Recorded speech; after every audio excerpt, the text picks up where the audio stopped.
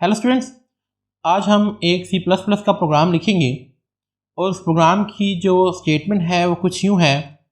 Right a program that inputs two numbers, swap these values without using third variable and displays them. सबसे पहले आपको statement को अच्छे से समझना होता है कि आपने एक प्रोग्राम लिखना है जो दो नंबर इनपुट के तौर पर ले। पहली चीज़ आपने ये करनी है।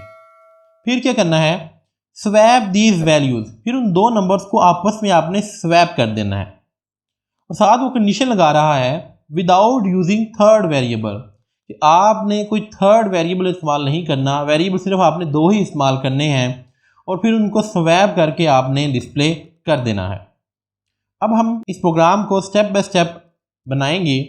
ये इस प्रोग्राम का कोड है। इस कोड को हम डिटेल में डिस्कस करते हैं, फिर हम इसको टर्बो C++ के अंदर एग्जीक्यूट भी करेंगे। सबसे पहले अगर हम बात करें इन दो स्टेटमेंट्स की, तो हमें पता है ये दो स्टेटमेंट्स हमारे प्रोग्राम के अंदर हेडर फाइल्स को ऐड करने के लिए हम लोग इस्तेमाल कर रहे हैं। नेक्स्ट हमारे पास वाइड मेन, ये भी हमें पता है ये मेन फंक्शन है। उसके बाद नेक्स्ट हमारे पास प्रोग्राम की बॉडी के अंदर सबसे पहली लाइन है क्लियर स्क्रीन। ये भी हम लास्ट लेक्चर के अंदर बात कर चुके हैं कि किस लिए इस्तेमाल होती है, कि हमारी आउटपुट को डिस्प्ले करने से पहले ये स्क्रीन को क्लियर करने के लिए इस्तेमाल होती है। अब हम अपने एक्चुअल प्रोग्राम को स्टार्ट करते हैं। यहाँ पर देखिए हमने लिया है इंटीजर x एंड y, जो हमारे प्रोग्राम की रिक्वायरमेंट्स थी कि हमने क्या करना है, दो वेरिएबल्स लेने हैं।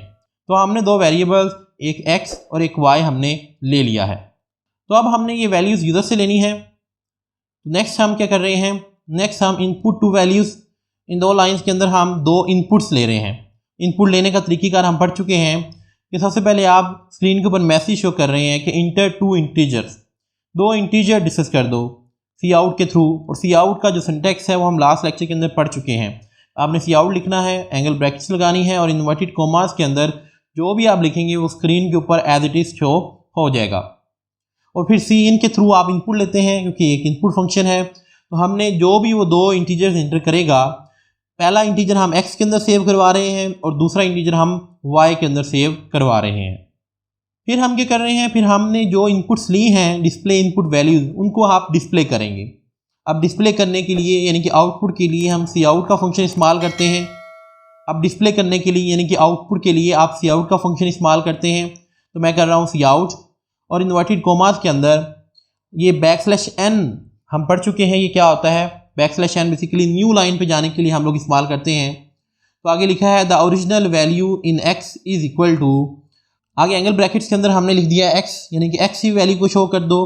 फिर आगे इन्वर्टेड कॉमा लिखा है and y is equal to, आगे y वेरिएबल लिख दिया है कि y की वैल्यू को यहाँ पर शो कर दो। यानी कि ये स्टेटमेंट करेगी क्या, ये स्टेटमेंट जो हमने इनपुट ली हैं उन इनपुट्स को स्क्रीन के ऊपर शो कर देगी। अब नेक्स्ट हमारे पास ये जो तीन लाइन्स हैं, ये तीन लाइन्स बहुत इंपॉर्टेंट है। ये हमारे प्रोग्राम की लॉजिक है, जिसमें बेसिकली हम अपने प्रोग्राम के अंदर जो वैल्यूज़ हैं उनको आपस में स्वैप कर रहे हैं। तो ये जो आपके पास लॉजिक है ये आपने खुद से बनानी होती है। आप कोई भी लॉजिक बना सकते हैं जो आपको आपकी रिक्वायरमेंट्स को पूरा करे। नेक्स्ट हम इस प्रोग्राम को एग्जीक्यूट करेंगे तो आप देखेंगे कि ये तीन जो स्टेटमेंट्स हैं ये किस तरह से हमारी वैल्यूज़ को आपस में स्वैप करती हैं। तो ये बेसिकली आपको याद करनी पड़ेगी प्रोग्राम की लॉजिक। उसके बाद हम क्या कर रहे हैं, उसके बाद हमारे पास ये लास्ट सी आउट स्टेटमेंट कि स्वैप करने के बाद जो हमारे रिजल्टेंट वैल्यूज़ होंगी हमारे वेरिएबल्स की, ये उनको डिस्प्ले करवाएगी ये सी आउट स्टेटमेंट। तो चलें इस प्रोग्राम को टर्बो C++ के अंदर लेके जाते हैं और वहाँ चेक करते हैं कि ये प्रोग्राम किस तरह से एग्जीक्यूट होता है। तो हमने ये प्रोग्राम को इंपोर्ट कर लिया है टर्बो C++ के अंदर। अब इसको हम रन करते हैं, वही सारा कोड है। रन किया तो आपके पास उसने वही शो कर दिया इंटर टू इंटीजर्स, कि दो इंटीजर्स एंटर करो। लेट्स सपोज मैं 5 और 9 एंटर करता हूँ। तो मेरे पास ओरिजिनल वैल्यूज़ क्या हैं, देखें the original values in x is equal to 5 and y is equal to 9। ये पहले वैल्यूज़ थी, यानी मैंने 5 एंटर किया x के अंदर और 9 एंटर किया y के अंदर। फिर हमारी जो हमने फार्मूलाज लगाए थे उन्होंने क्या किया, उन वैल्यूज़ को स्वैप कर दिया। The swapped values x is equal to 9 and y is equal to 5।